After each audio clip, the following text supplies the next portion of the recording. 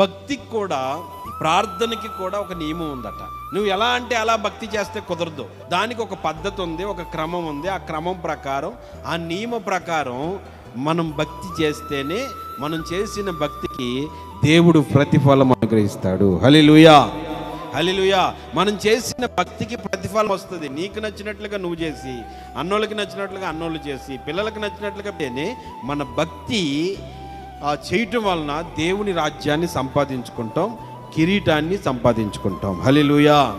ఇప్పుడు బాప్తిస్మం పొందకుండా నువ్వు పరిశుద్ధాత్మను పొందేసి, తర్వాత దశమ భాగాలు ఇచ్చేసి, కానుకలు ఇచ్చేసి, అన్నీ చేసేసినా నీ కిరీటం దక్కదు.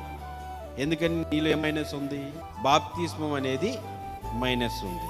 అందుకని బాప్తిస్మం తీసుకుంటే నీ భక్తి అనేది సంపూర్ణమవుతుంది. కాబట్టి ప్రభునందు ప్రియమైన దేవుని బిడ్డలారా, ప్రతిదానికి ఒక క్రమము, ఒక పద్ధతి ఉంది.